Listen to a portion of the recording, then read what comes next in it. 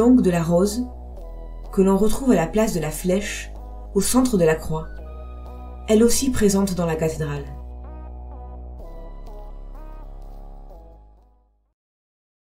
Vous avez sur le trumeau une représentation donc de la Vierge Marie qui tient l'enfant Jésus sur son bras gauche et qui tient de la main droite une croix assez curieuse.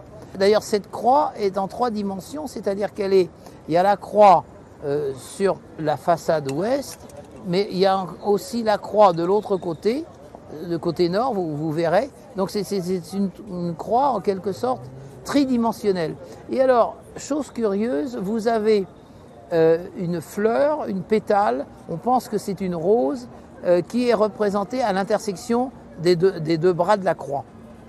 On peut se dire, c'est quand même intriguant, pourquoi a-t-on représenté une rose à l'intersection de la croix? Alors, l'image de la rose sur la croix, c'est une représentation qui est assez ancienne, qui a été reprise par les Rose-Croix au XVIIe siècle, mais qui existait avant. Souvenez-vous que nous avons identifié Yesod et Tiferet comme correspondant au 666 et au 999, non seulement à cause du soleil et de la lune, mais aussi de par leur nombre associé dans l'arbre de vie, 9 et 6. En poursuivant cette orientation verticale le long du pilier du milieu, d'Oméga à Alpha, de Yesod à Da'at, Da'at prend logiquement la valeur 777, qui est l'élément ciel du Yiking, lui-même associé à Da'at, Uranus, le dieu du ciel.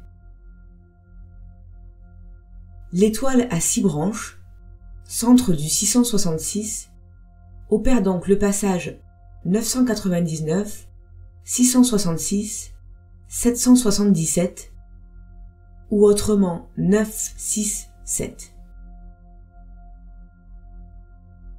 Souvenez-vous que l'équerre et le compas franc-maçon, calqués sur l'archétype du sceau de Salomon, ont pour centre la lettre G,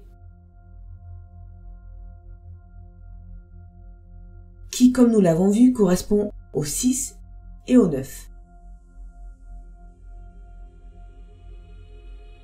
Mais la lettre contient en réalité la totalité du processus, car elle est aussi la 7e lettre de l'alphabet.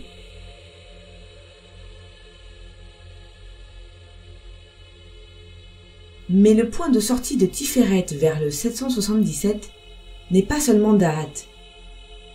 En effet, si l'on reprend la numérotation des séphirotes en rapport aux 4 chiffres du Yiking, 6, 7, 8 et 9, c'est la séphira Netzar, à qui l'on attribue le 777. En partant du plexus solaire, le 666, on peut donc atteindre le 777 de Da'at, ou bien le 777 de Netzar, qui correspond à la planète Vénus, et qui, comme la rose, est associée à l'amour.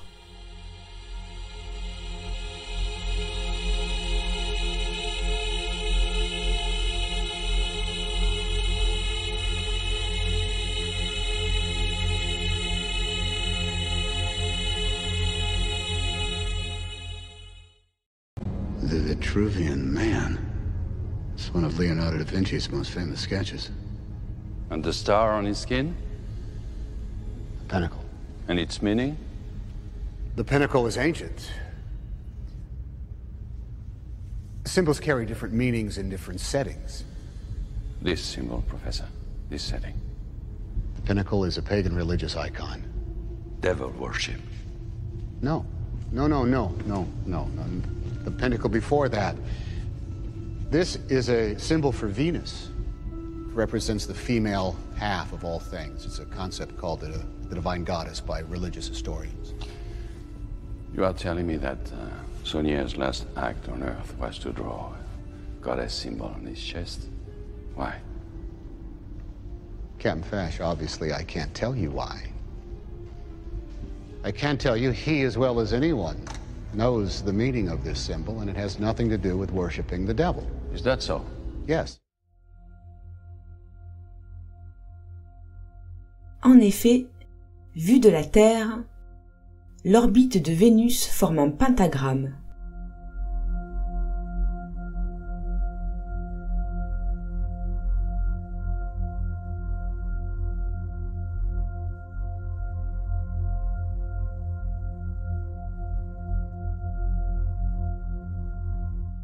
L'emplacement de la scarification de Saunière, le plexus solaire, où se trouvent la flèche et le coq, nous indique en effet la piste de l'autre 777.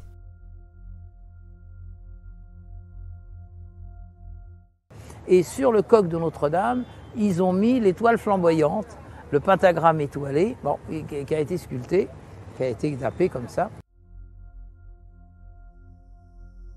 L'autre 777 est celui qui est lié au pentagramme, l'autre pendant de Jésus, l'étoile du matin, comme il se faisait appeler, Vénus.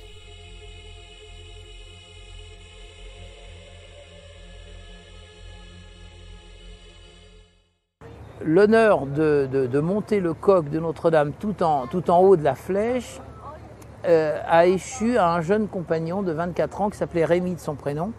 Et c'était lui donc qui, aidé de ses camarades, devait monter le coq tout en haut. Et puis la malchance a fait que au moment de poser ce coq très lourd quand même, il a glissé, il est tombé et il s'est tué en tombant donc de l'échafaudage. Il y a des rites qui l'expliquent aussi d'une manière différente, d'une manière rituelle. Mais là, on a un fait réel, donc d'un accident, mais qui cadre véritablement avec toutes ces légendes et toutes ces traditions. Le hasard de cet accident cadre avec toutes ces légendes et toutes ces traditions.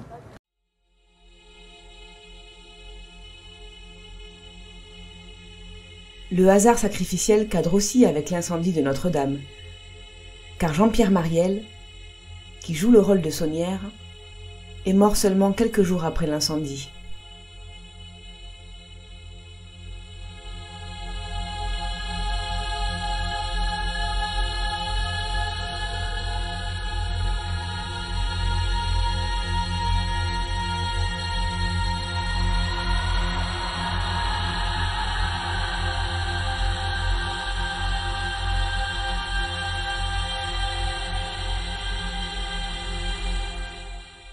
À multiples reprises dans la Bible, Jésus est présenté comme un berger.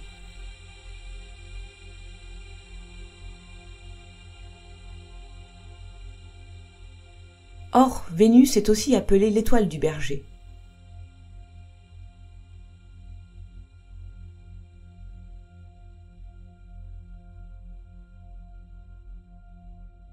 Dans l'assemblée primitive égyptienne, la séphira Netzar est occupée par Nephthys.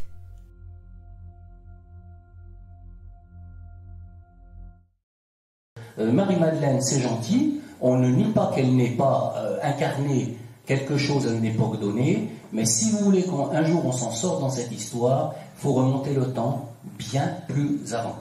Et là, on est sur des choses qui fâchent, parce que forcément dans cette affaire, il y a des gens qui savent, mais ils ne veulent pas que ça se sache. Et voilà. Voilà. On est dans le partage. Je crois que c'est grand temps que cette histoire, ça se termine. Vous voyez, quelque part, il y en a marre.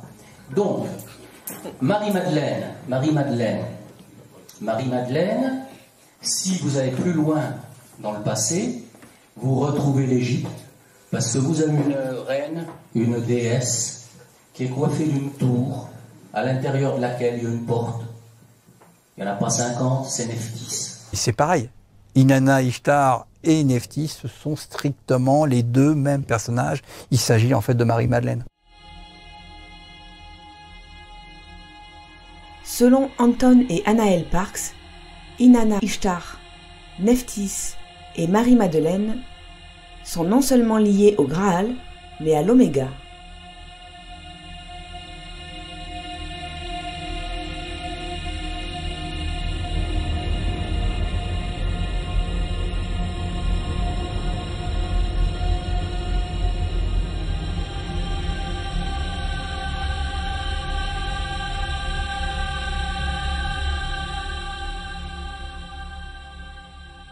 Dans le Da Vinci Code, la relique de Marie-Madeleine se trouve sous la pyramide inversée du Louvre, dont le sommet se trouve sous terre.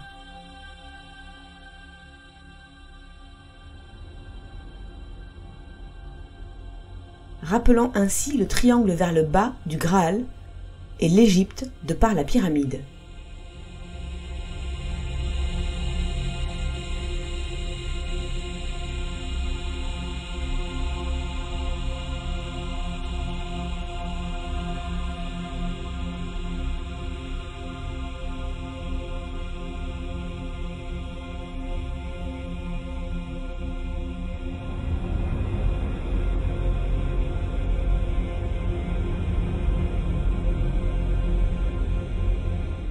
Mais cette pyramide ne désigne pas seulement l'Égypte, elle désigne aussi la France, et plus particulièrement les Pyrénées, qui ont la même étymologie que pyramide, le préfixe pyr, P-Y-R, qui fait référence au feu, et qui tiennent leur nom de la divinité grecque Pyrène.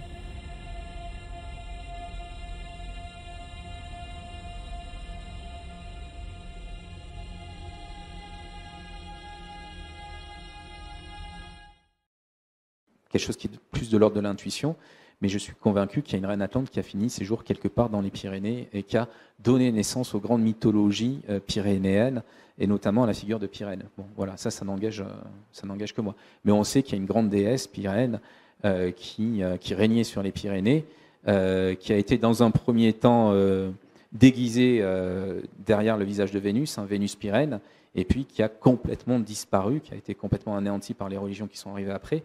Mais cette déesse, on ignore tout d'elle, et moi, je la rattacherai à cette tradition.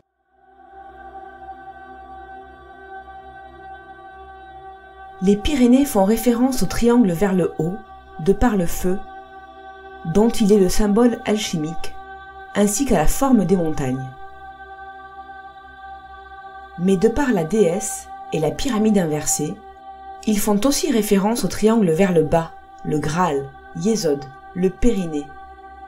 En effet, Pyrénées est l'anagramme de Périnée.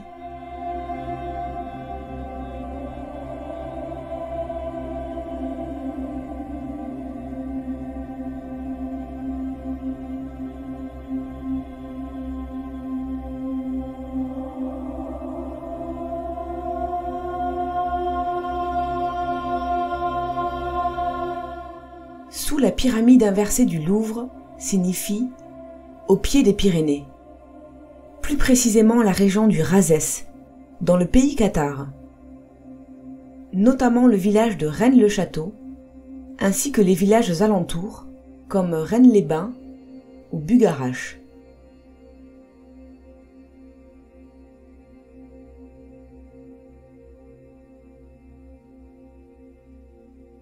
En effet, le Da Vinci Code s'inspire du mythe de Rennes-le-Château, fabriqué par l'occultiste Pierre Plantard, dit de Saint-Clair. Mythe initiatique dont l'intrigue débute avec la fameuse légende du trésor de l'abbé de Rennes-le-Château, Béranger Saunière. Cette référence est explicite, avec la reprise des noms de Saint-Clair et Saunière. Your name was never Saunière. It's St. Clair. It's one of the oldest families in France. It's from the line of the Merovingian kings.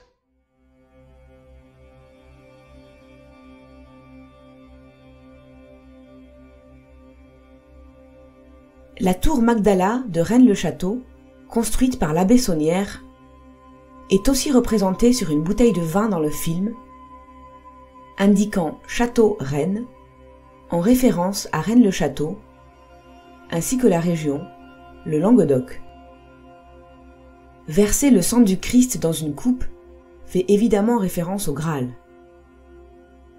En effet, la tour Magdala est dédiée à Marie-Madeleine. Magdala, ou plus précisément Magdalena, signifie Madeleine, mais également tour. Saunière baptisa la tour du nom de Magdala en l'honneur de Marie-Madeleine.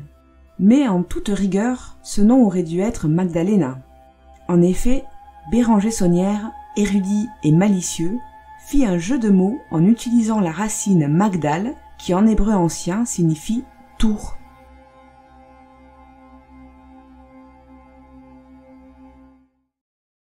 Vous avez une reine, une déesse, qui est coiffée d'une tour, à l'intérieur de laquelle il y a une porte. Il n'y en a pas 50, c'est Nephthys.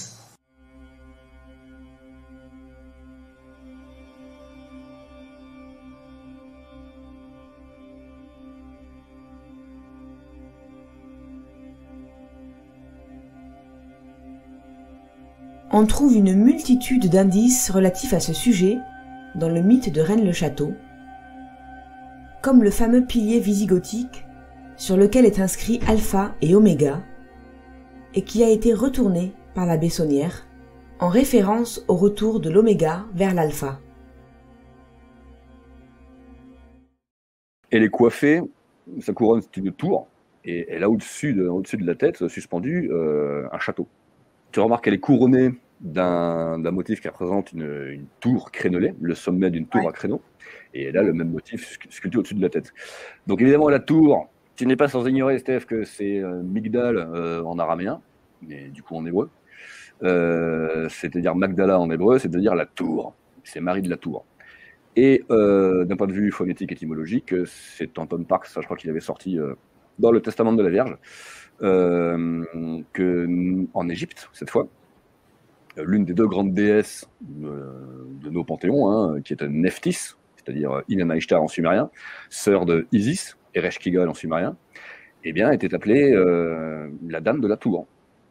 Mary Miktal en égyptien cette fois. Donc, si Notre-Dame est ici coiffée d'une tour, et même surmontée d'une tour, c'est que nous n'avons pas affaire à Marie la Vierge, c'est-à-dire Isis, mais à sa sœur, vilaine pécheresse en plus, une batailleuse, une folle furieuse, Nephthys.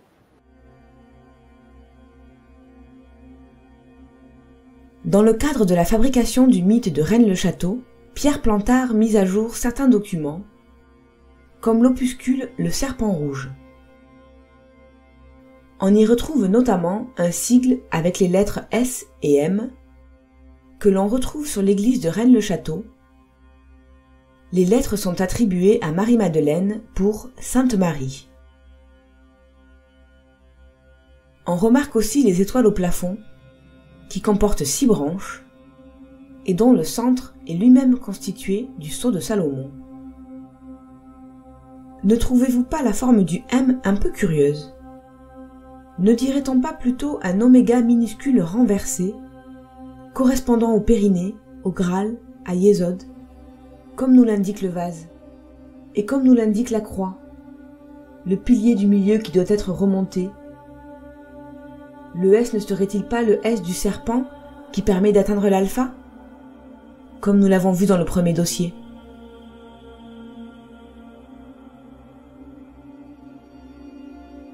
Cet oméga camouflé en M est confirmé par l'inscription Magdala sur la tour, mais cette fois-ci avec l'oméga majuscule. Madame Annick Martin-Grassi a remarqué que ce mot Magdala commence par la lettre grecque oméga. Ça fait un oméga grec. Et avec le trait vertical, ça fait l'M de Magdala. La deuxième lettre, ce serait alpha, la lettre alpha grecque. On aurait donc oméga et alpha. Bon, ça se réfère à quoi? Ça se réfère à des passages du livre de l'Apocalypse. Hein. Quand Jésus revient, hein, parce que son retour est annoncé dans l'Apocalypse, il dit, voilà, je suis l'alpha et l'oméga. Didier Colliac remarque aussi que l'on y trouve des pyramides tronquées à 8 faces, comme celle de la Cité de l'Or.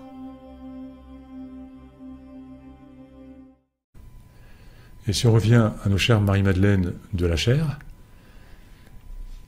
il y a quelque chose que je réservais pour la suite, et la suite c'est maintenant, à savoir que de chaque côté de ces statues, il y a, vous voyez ici la souris, des petites pyramides.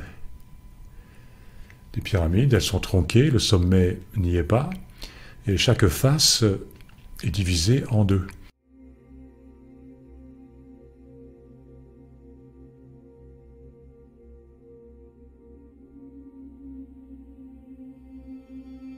On apprend aussi dans le Serpent rouge que Isis et Marie-Madeleine sont associées au lion, comme le Christ. Anton Parks explique qu'il existe une divinité égyptienne, nommée Hathor, qui reprend à la fois les attributs d'Isis et Marie-Madeleine.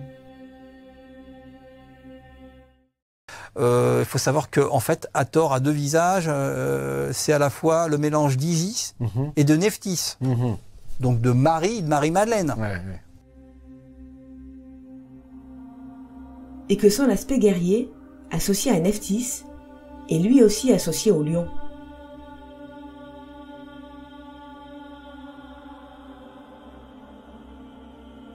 Quant à Ishtar, le pendant sumérien de la même divinité, elle est elle aussi associée au lion et à Vénus.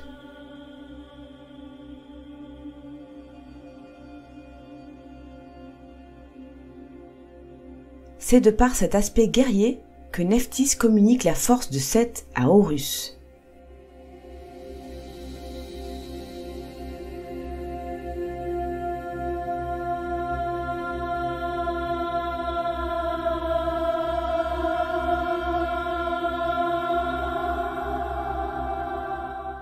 Dans l'Évangile selon Philippe, Marie-Madeleine est présentée comme le disciple préféré de Jésus et même comme sa compagne.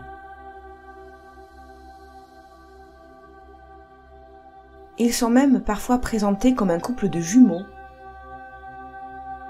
d'où le fait qu'ils partagent un certain nombre d'attributs, comme l'étoile du matin, le 777 ou le lion.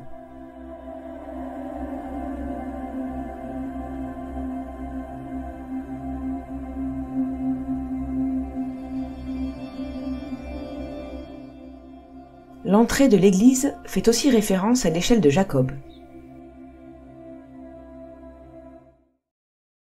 Les deux inscriptions qui sont sur les arcatures, à savoir Hic domus delest et porta coeli. C'est-à-dire, c'est ici la demeure de Dieu et la porte du ciel.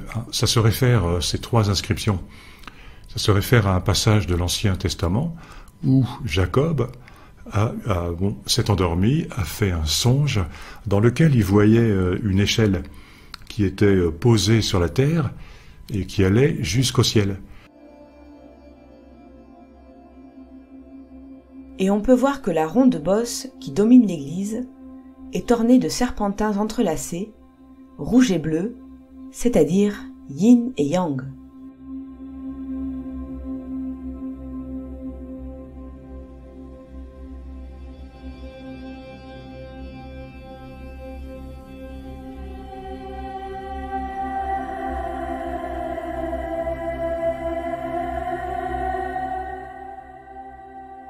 On trouve aussi dans la région une multitude de N inversées.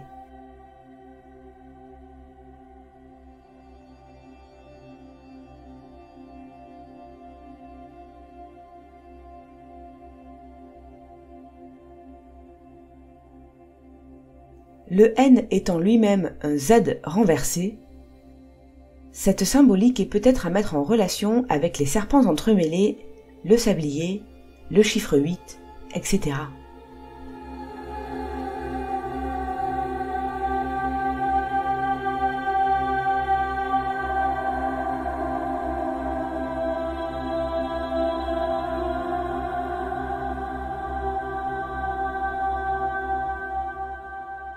L'étoile du matin et Vénus sont cependant aussi associées à une entité à la réputation terrifiante, Lucifer.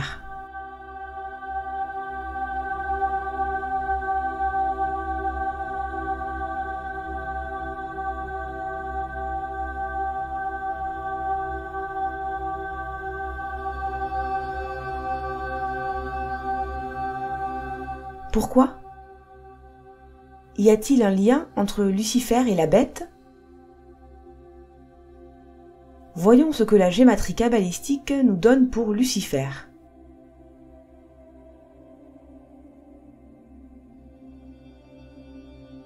On obtient en effet 666, comme pour Jésus.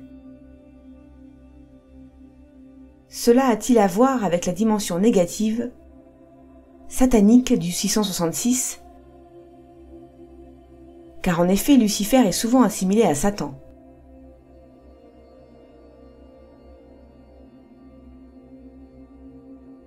Ou bien avec la force christique ? En effet, Lucifer est lui aussi un personnage glorieux, déchu. On le voit même ici découronné, comme un roi déchu, comme Jésus. Il est même enchaîné, comme Prométhée. Dans l'islam, l'antéchrist, appelé Dajjal, est lui aussi enchaîné, comme rapporté dans un hadith attribué à Tamim al-Dari, un chrétien converti à l'islam et compagnon du prophète.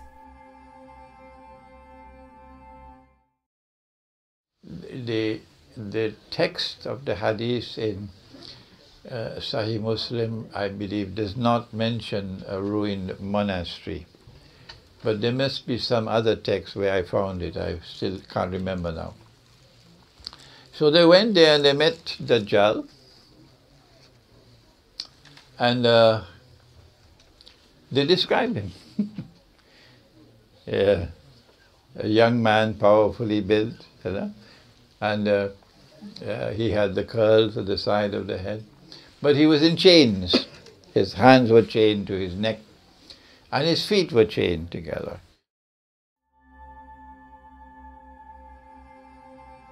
Jésus se faisait lui-même appeler Lucifer au début de la chrétienté. Je précise que Jésus, enfin toi, le Christ, quand le christianisme est né, se faisait appeler Lucifer par les chrétiens primitifs. D'accord ? Et son symbole, c'était l'étoile du matin, Vénus, symbole de Lucifer. Donc on l'appelait Lucifer, étoile du matin. C'est ainsi que ses fidèles appelaient le Christ. Voilà. Tout ça est purement historique. Hein. Je n'ai rien inventé. Outre le personnage de Lucifer de Cagliari, qui n'était pas un promoteur du diable ou pas un promoteur des forces maléfiques, c'était surtout un personnage, donc un chrétien, mais qui portait un prénom d'usage courant. Parce qu'à cette époque, dans les 4 premiers siècles de notre ère, le prénom de Lucifer était encore un prénom d'usage courant. Et à partir du 5e siècle, cela s'arrête définitivement, on ne donne plus le nom de Lucifer aux enfants, et pour une raison relativement simple, c'est que Lucifer va devenir la figure du diable, ou du moins le nom d'usage pour le diable. Alors, dans les premiers temps du christianisme, Jésus-Christ est appelé l'étoile du matin, ou si vous préférez, Lucifer. Alors, dans les premiers textes de l'Église, on voit dans les exégèses beaucoup de personnages, donc comme Origène ou autres, qui parlent de Jésus-Christ et qui l'appellent régulièrement l'étoile du matin. Et donc, fatalement, quand on écrit en latin l'étoile du matin, on l'écrit Lucifer. Donc, de ce fait, il était écrit, sensiblement pour faire quelques simplifications, Jésus-Christ Lucifer, Jésus-Christ l'étoile du matin, vient dans ce monde pour apporter la vérité, la lumière, tout ce que vous voulez. Donc c'est quand même assez rigolo de remonter à ces sources où Jésus-Christ avait lui-même le titre de porteur de lumière ou de Lucifer dans les temps anciens.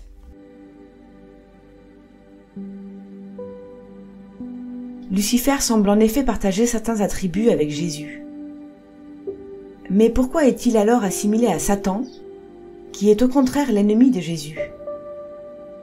La réponse se trouve dans la gématrie de Lucifer et de Jésus, dans le 666.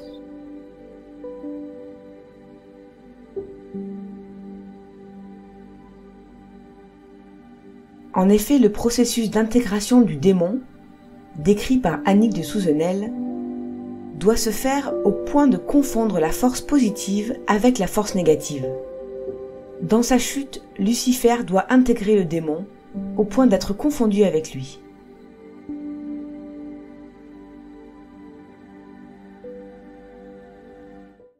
Dès que l'ombre va apparaître, l'émergence de lumière est là, en opposition. Donc la première chose à faire, c'est de trouver l'interrupteur qui est à l'intérieur de soi pour vous faire briller et mettre en lumière cette part d'ombre pour, avec le temps, la faire disparaître. Dans sa rédemption, Lucifer devra donc briller à nouveau, réhabilitant son image et son patronyme, lavé des aspects négatifs de Satan.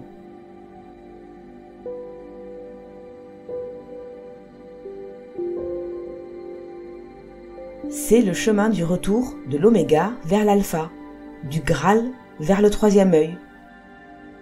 C'est justement du troisième œil, du front de Lucifer, qu'est tombée l'émeraude dont est faite le Graal.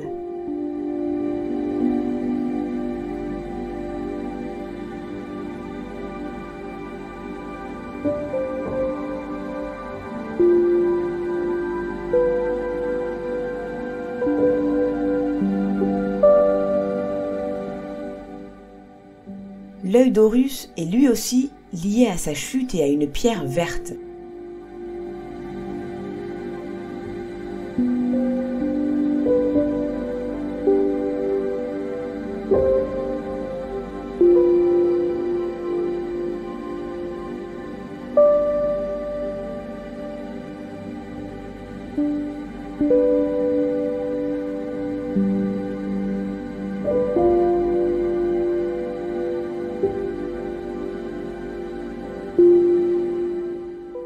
Ainsi que la divinité nordique analogue, Thor.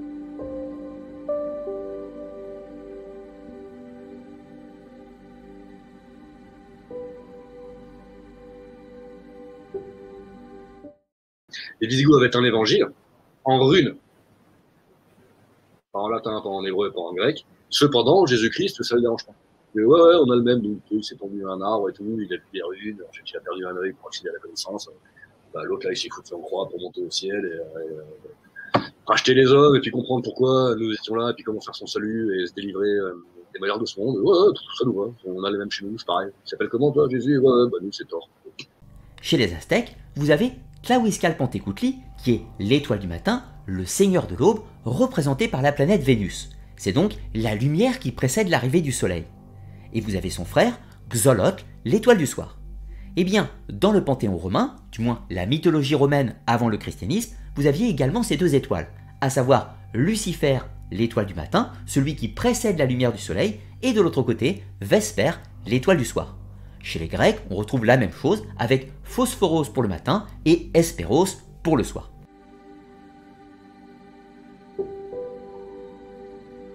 La pierre verte, ou l'émeraude, représente en effet le troisième œil, dont l'activation est atteinte après le passage dangereux du soleil noir.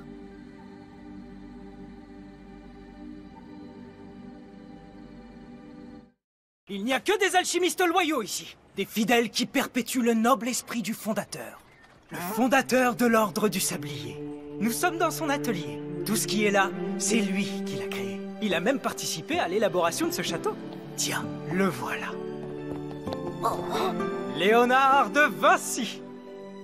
Moi, je m'appelle Tao, et lui, le bavard, c'est Pichou. Bonjour. Tao. Le Tao qui a découvert les cités d'or? Mais alors les deux autres, c'était... Oh Mon nom à moi, c'est Michel de Nostredame. Mais ici, tout le monde m'appelle Nostradamus. Oh, la pierre d'Ophir, elle est fendue. Ça ne peut pas fonctionner.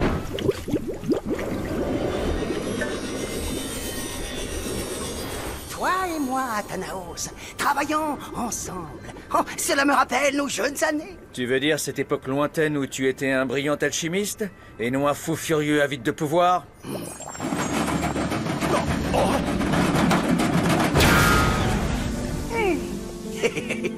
Un fou furieux capable de créer ceci. Votre Majesté, voici ce qu'on appelle un soleil noir. L'une des armes les plus dévastatrices qui soit. Un concentré de puissance. Je vous préviens, vous n'aurez droit qu'à un seul essai. À toi de jouer, Tao. Fais bien attention.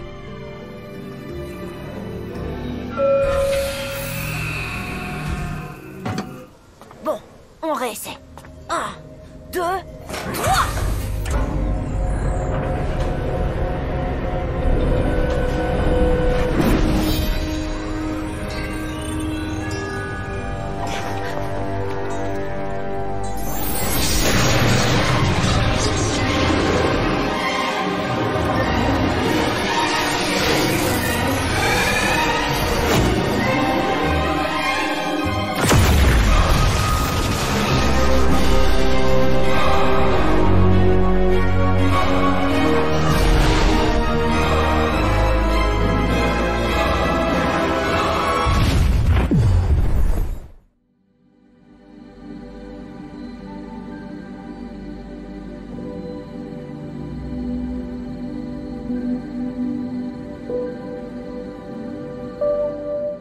Le livre le plus traduit dans le monde, après la Bible, est Le Petit Prince. Livre hautement ésotérique, où se mêlent la symbolique, l'astronomie et l'astrologie. Au sujet d'un prince, c'est-à-dire un roi en devenir, amoureux d'une rose.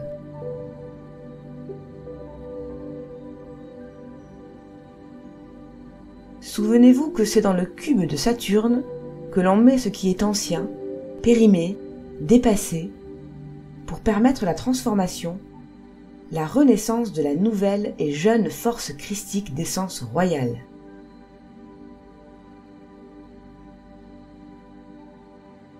Le petit prince demande à ce qu'on lui dessine un mouton,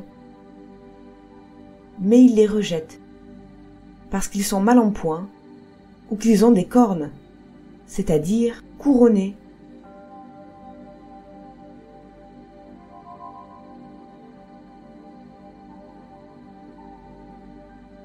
Antoine de Saint-Exupéry met donc le mouton dans une boîte rectangulaire.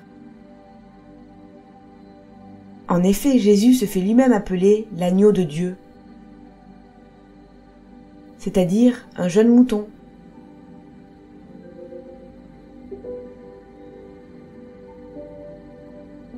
Cet agneau est appelé à s'installer sur le trône.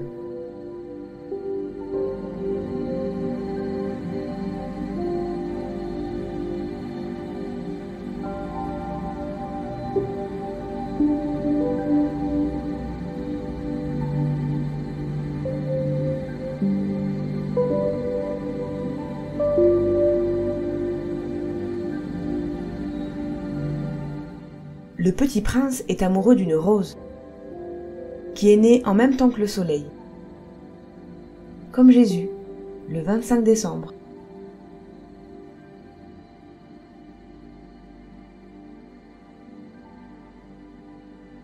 Il la protège sous un globe, tout comme le fait la bête de Walt Disney.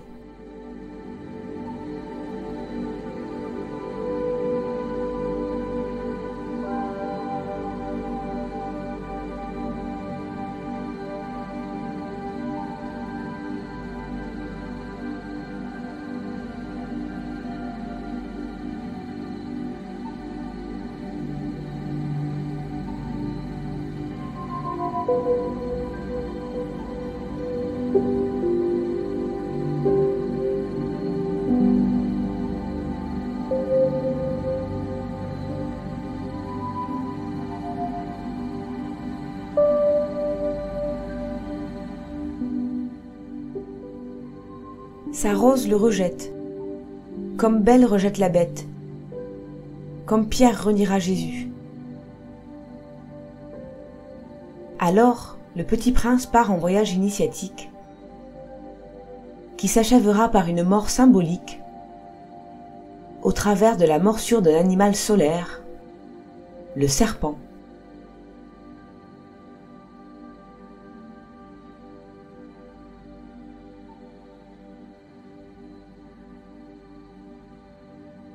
En effet, Maria de Naglowska de la confrérie de la Flèche d'Or associe la morsure de serpent à la seconde naissance, à la crucifixion.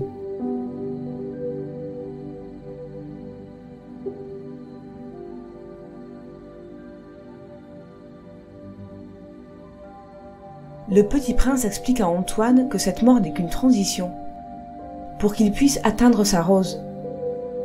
Ce n'est qu'une mort apparente.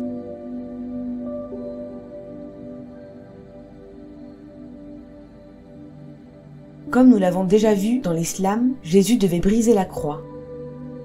Il est aussi écrit dans le Coran que la mort de Jésus était une fausse mort, une simulation.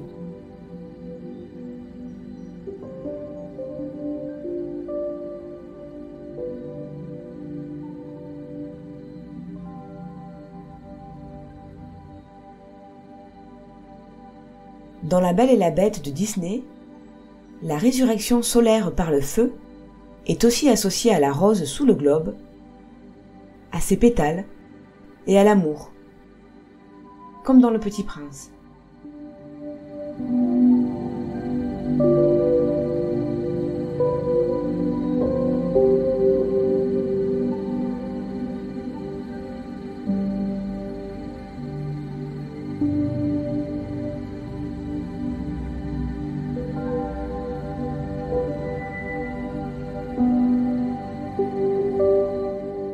Nous avons vu les origines de l'ordre des Templiers remonter à Toulouse,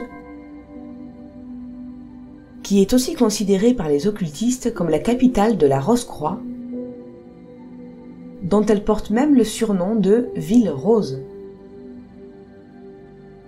Tout comme Lyon est considérée comme la capitale de l'ésotérisme et de la franc-maçonnerie. Le mythe de Rennes-le-Château aurait d'ailleurs été créé par Pierre Plantard à Lyon en 1955. Nous y reviendrons plus en détail dans d'autres dossiers.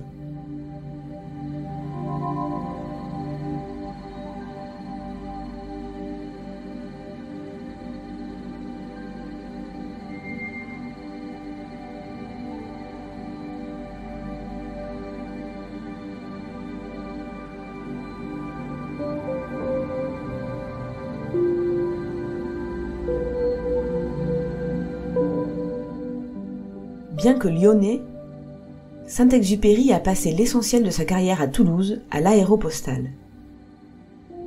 La ville est en effet marquée par Le Petit Prince.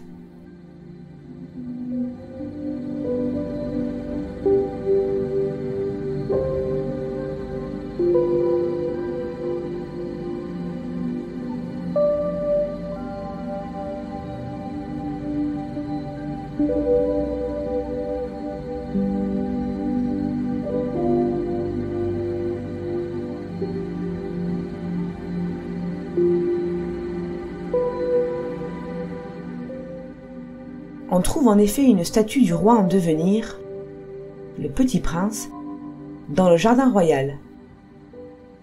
Il éclot d'un œuf en forme de planète Terre, avec son père et auteur, Antoine de Saint-Exupéry. Tel Horus et son père Osiris, ou Uranus avec sa femme Gaïa, c'est-à-dire la planète Terre.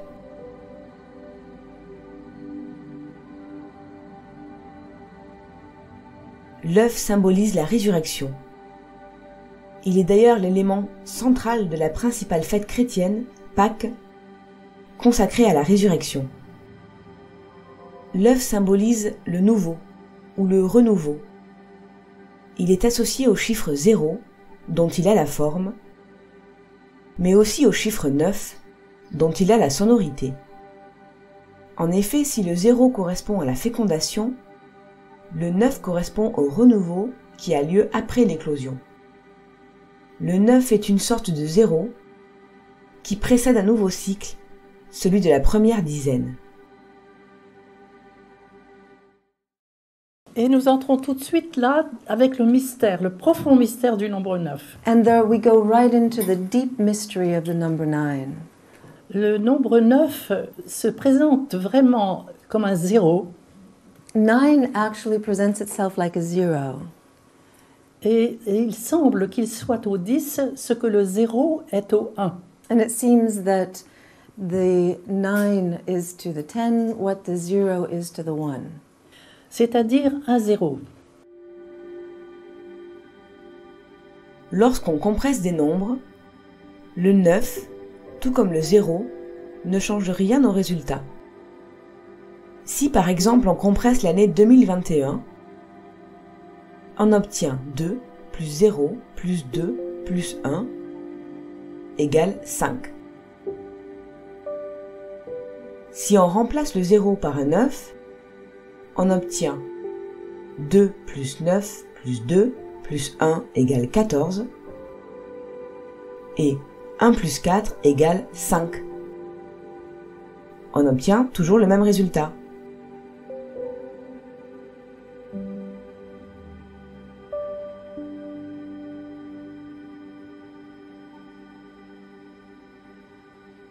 Le Jardin Royal se trouve à côté du Grand Rond. Créé en 1754, ce rond-point de 4 hectares est un des plus anciens et le plus grand de France.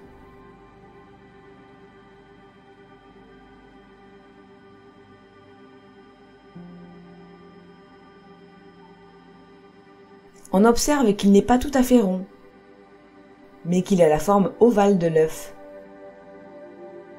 Cet œuf géant est connecté au Jardin Royal par un pont. symbolisant le franchissement de l'abîme. D'est en ouest, on sort de l'œuf pour atteindre la royauté en suivant la trajectoire du soleil. Le 9 correspond donc à la gestation, aux 9 mois de grossesse qui se passent dans les eaux du liquide amniotique de la séphira Yesod, la séphira numéro 9. La naissance consiste à franchir l'abîme entre le monde de l'eau et le monde de l'air. Les éléments eau et air correspondant à Yasod et Da'at. Da'at étant aussi l'abîme.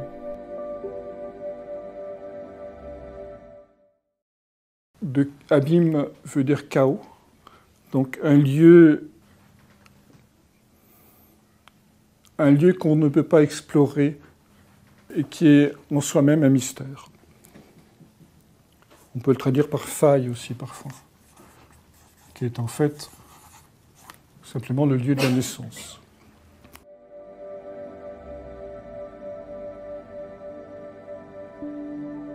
Comme son nom l'indique, après 9 mois de grossesse, le nouveau-né est 9. Il est le nombre 9. Tout comme en espagnol, le nombre 9, nueve, veut aussi dire 9 nouveau.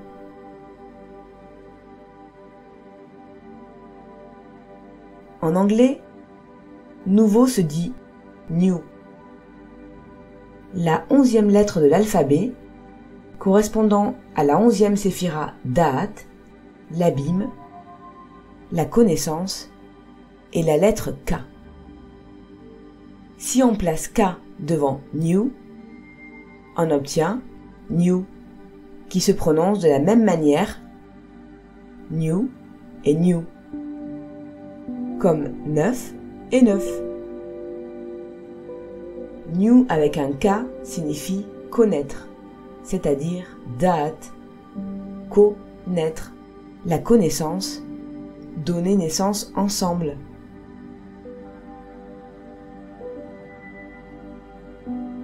Le nombre 9 des 9 mois de grossesse correspond à la lune, ainsi que le mot mois, basé sur la durée de la lunaison.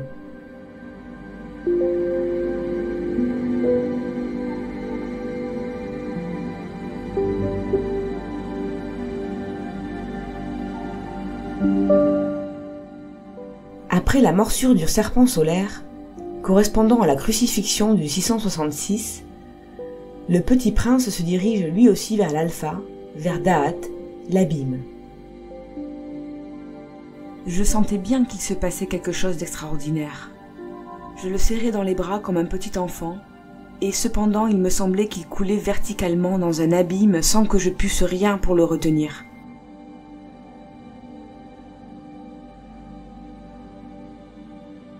Saint-Exupéry est lui-même mort abîmé en mer, dans les abîmes de la Méditerranée, à bord d'un Lockheed P-38 Lightning, dont la vitesse maximale est de 666 km/h.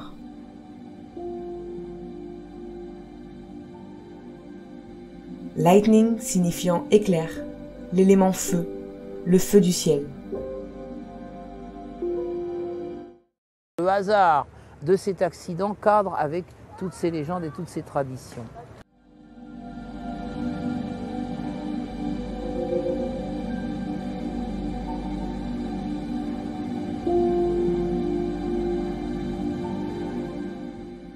C'est pour sa rose que le petit prince passe l'épreuve du 666.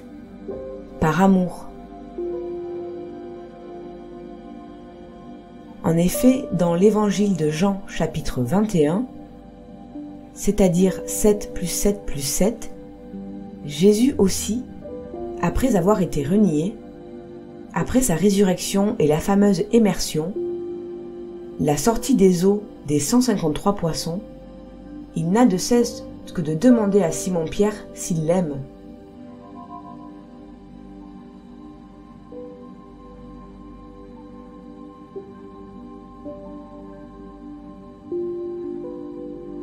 il revient aussi pour se marier.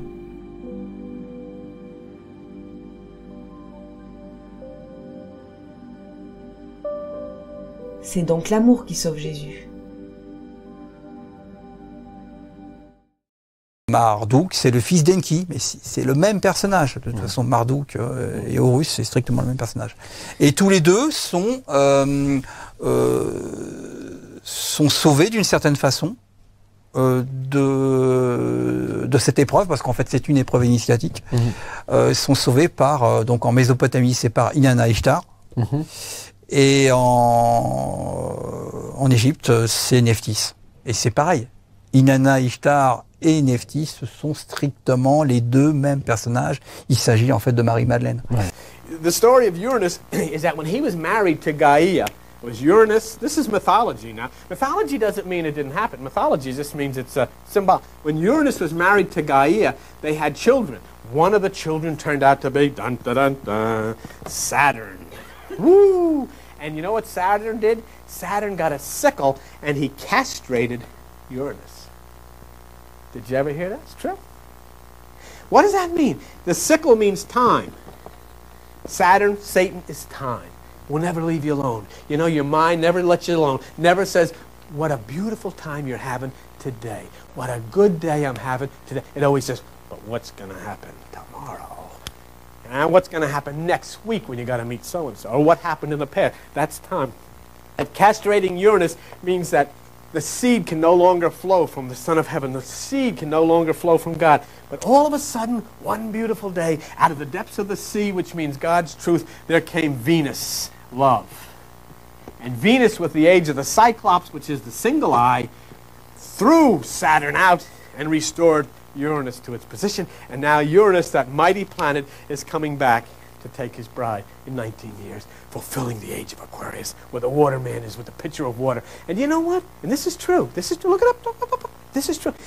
You know somebody that said Saturn castrated Uranus? Uranus is a planet with a big chunk out of it. It's a fact. It's got a big chunk out of it. And so I said, where the heck, how could it have a chunk out? It collided with something. It collided with something. And not only did it collide and have a chunk out of it, but guess what? It is the only planet that spins in the opposite direction of all of the others. All of them go around like that. Uranus goes like that. Pardon de vous interrompre, Bill, mais une autre planète du système solaire tourne à l'envers. Il s'agit de... tadadam, Vénus.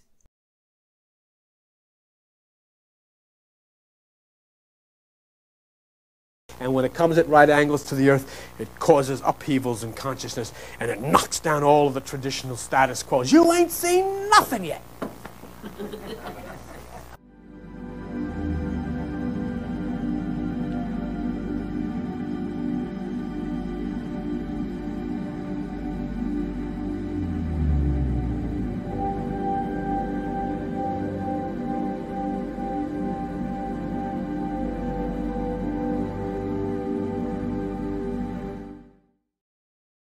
Il y a Monde en collision qui est sorti, un ouvrage incroyable qui explique que, et moi je suis plutôt cette thèse-là, qui explique que Vénus n'était pas du tout à sa place telle qu'on la connaît aujourd'hui et qu'elle s'est déplacée dans le système solaire pendant assez longtemps, plusieurs milliers d'années, et puis au bout d'un moment elle s'est posée, voilà, et elle a créé des déluges incroyables. Et c'est Velikovsky donc qui a écrit ce livre et qui est un livre très intéressant. Il se base aussi sur différentes mythologies qui expliquent ce thème très très précisément.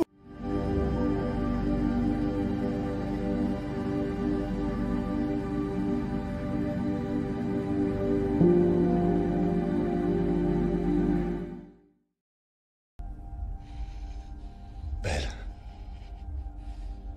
pensez-vous qu'avec un peu de patience, ou par habitude peut-être, vous auriez pu finir par m'aimer?